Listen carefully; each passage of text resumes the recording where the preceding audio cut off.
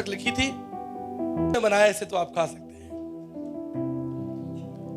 मैं आपको उदाहरण इसलिए दे रहा हूं क्योंकि अगर मैं एक मनुष्य के संसार के कल्चर में भोजन में सेट नहीं हो पा रहा तो उस पवित्र परमेश्वर के लिए कितना मुश्किल था कि वो इस संसार में गाली देने वाले लोग, झूठ बोलने वाले लोग, हत्या करने वाले लोग, झगड़ा करने वाले लोग और अपमान करने वाले लोगों के बीच में 33.5 साल तक चले फिरे, उनके साथ भोजन करे और उनसे बातचीत करे।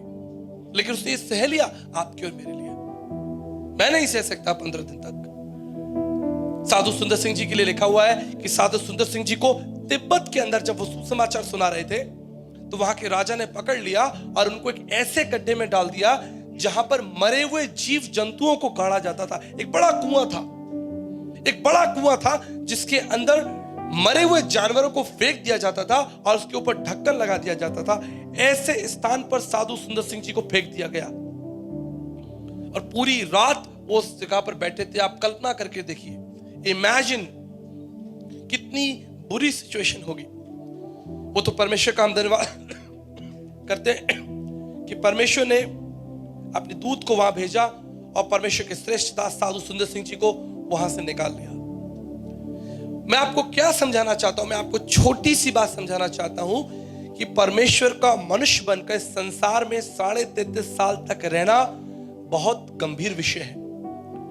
आयशा चैप्टर 6 में लिखा है कि स्वर्गदूत उसके सामने खड़े रहते हैं और स्वर्गदूत उसकी महिमा करते हैं।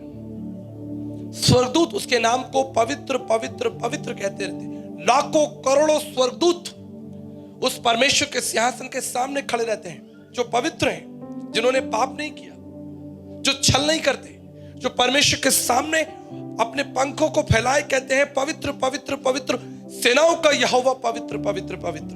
आयशा चैप्टर 6 में घर जाकर पढ़िएगा।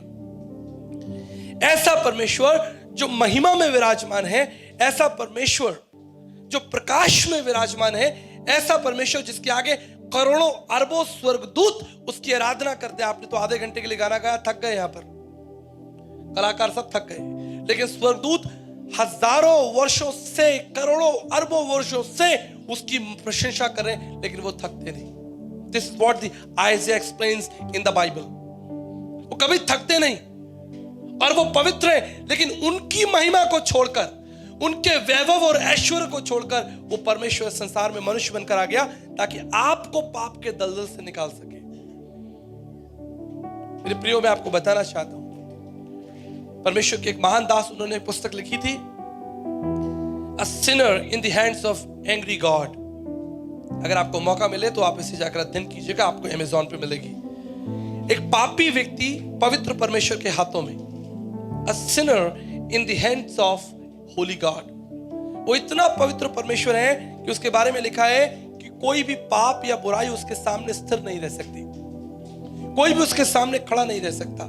He is a mighty king। उसके आगे उसके पीछे लाखों करोड़ों स्वर्गदूतों की सेना होती है। इतना तेजो में परमेश्वर जिसने सूर्य के अंदर प्रकाश दिया, सारे ब्रह्मांड को बना दिया, सारी पृथ्वी और सारी कायनात को उसने बोलकर बना दिया। इतना तेजो में परमेश्वर आपके और मेरे लिए संसार में उतर आया। ये बहुत गंभीर विषय है। It's not a joke, it's not just a celebration. ये केवल नाचने का या कूदने का नहीं, लेकिन बड़ी गंभीरता के साथ मनन करने का, चिंतन करने का दिन है कि आज का दिन हमारे लिए क्या मायने रखता है। मेरे प्रियो, मैं आपको प्रभु के लिए समझाना चाहता हूं, प्रभु यीशु मसीह संसार में क्यों आया। क्या आपको पता है यहां से एक रोड खिरनी फाटक की तरफ जाती है। जस्ट यहां से आप आगे जाएंगे, एक रोड खिरनी फाटक की तरफ जाती है। मुझे याद है एक बार मैं इस रोड पर जा रहा था और ये जो मार्ग है, जो खिरनी फाटक जाता है सड़क, उस पर आपको कभी कोई बस या टेम्पो नहीं मिलेगा, कोई ट्रांसपोर्टेशन नहीं मिलेगा। ये अपने आप में संस्कार स्कूल वाली रोड बड़ी यूनिक रोड है, वहां पर कोई आपको ऑटो या बस नहीं मिलेगा।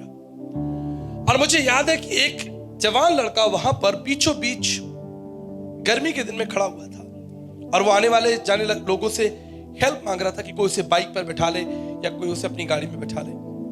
जब मैंने उसे दूर से देखा, मैंने निर्णय लिया कि मैं इस व्यक्ति को अपनी गाड़ी में जगह दे दूंगा। लेकिन जब मैं पास गया, मैंने अपना फैसला बदल दिया, क्योंकि वो एक कचरा बीनने वाला लड़का था। उसके पास बहुत सारा कचरा, आप समझते हैं, जो सड़क पर चीजें बीनी जाती हैं। और फिर वहां देखकर मैं उसे सोचने लगा कि मैं इसे अपनी इतनी महंगी गाड़ी में बैठाकर इसको घर तक छोड़ने जाऊं या आगे लिफ्ट दूं। मैं आपको बताना चाहता हूं, and I change my decision. अगर वो खाली हाथ होता तो शायद मैं उसे बैठा लेता, लेकिन वो अपने कचरे की थैलियां जो है वो ले जाना चाहता था। So I have to change my decision. और मैं अपने घर चला गया और घर जाकर बड़े आराम से मैं चाय पीता हूं और तब परमेश्वर का आत्मा मुझसे बात करता है। फिर उन्होंने कहा, क्या हुआ? What about your righteousness? तुम्हारी धार्मिकता, तुम्हारा ज्ञान, तुम्हारा प्रेम, तुम्हारी दया, तुम्हारी करुणा। जब परमेश्वर बात करता है, मेरी बात याद रखिएगा, परमेश्वर आपसे एक बार बात करेगा और आपको 2 बार सुनाई देगा, आपको 3 बार सुनाई देगा। और परमेश्वर ने मुझसे बात करना शुरू की। What about the compassion and love and grace in helping each other? एक दूसरे की सहायता करना, एक दूसरे का बोझ उठाना। और मैं भी प्रभु का बेटा था तो मैं भी प्रभु से लड़ लिया। मैंने कहा, प्रभु वो खाली हाथ होता तो मैं उसको बैठा लेता, अब उसका कचरा लेकर मैं गाड़ी में कैसे बिठाऊं? It's difficult। प्रभु ने कहा, जैसे मैंने तेरा बोझ उठाया है, मैंने संसार का बोझ उठाया है। मैं आपको जीवन की एक सच्ची घटना बताता हूं। मैं ट्रेन में यात्रा कर रहा था, ऊपर की सीट पर था और नीचे एक परिवार एक छोटे बच्चे के संग यात्रा कर रहा था। और वो बच्चा बहुत बीमार था, उसे उल्टियां हो रही थी। जब उसने वॉमिट की, आसपास के सारे यात्री जो उस स्थान पर बैठे थे सब उठकर खड़े हो गए और दूर चले गए। लेकिन मां नहीं गई। मां ने अपना बक्सा खोला और उसमें से एक कपड़ा निकाला और सारी गंदगी को सफा किया। उसने उस स्थान को सफा किया और लोगों से कहा कि मैंने साफ कर दिया, आप आके बैठिए। इन परमेश्वर मुझसे बात करने लगा। आपकी गंदगी कोई नहीं उठा सकता, आपका अधर्म कोई नहीं उठा सकता। यहां तक कि आपके माँ बाप, आपका परिवार, आपके भाई बहन, आपके रिश्तेदार आपको छोड़ देंगे। A time will come, people will leave you। वो आप पर दोष लगाएंगे और छोड़ देंगे, लेकिन परमेश्वर आपको कभी नहीं छोड़ेगा। इसलिए उसने हमें छोड़ा नहीं। परमेश्वर का वचन कहता है कि वो स्वर्ग से संसार में मनुष्य बनकर क्यों आ गया? क्या जरूरत थी? कोई जरूरत नहीं थी। हम सबों को मरने के लिए छोड़ा जा सकता था। हम सब अपने अधर्म, अपने पापों में मारे जा सकते थे, लेकिन परमेश्वर का वचन कहता है कि उसने हमसे प्रेम किया और पहले प्रेम किया और मनुष्य बनकर संसार में उतर आया ताकि हमें सहारा दे सके और हमारी गंदगी को उठा सके। What is cross? क्रूस क्या है? क्रूस आपकी और मेरी दुष्टता और छल और मक्कारी का चिन्ह है जो प्रभु यीशु मसीह ने उठाया। वो हमारा बोझ है जो प्रभु ने उठाया। बहुत से लोग नहीं जानते, सोचते हैं ईसाइयों का परमेश्वर है, क्रूस लेके जा रहा है, लेकिन अगर आप उसके अर्थ को पढ़ेंगे आप जानेंगे वो क्रूस, वो दंड आपके और मेरे लिए है जो उसने उठाया और उफ नहीं की। आज इस क्रिसमस पर हम उस क्रूस की बात कर रहे हैं, क्योंकि ये अनहोना होगा कि हम यीशु के बर्थ की बात करें और उसके सैक्रिफाइस की बात ना करें। ये संभव नहीं है।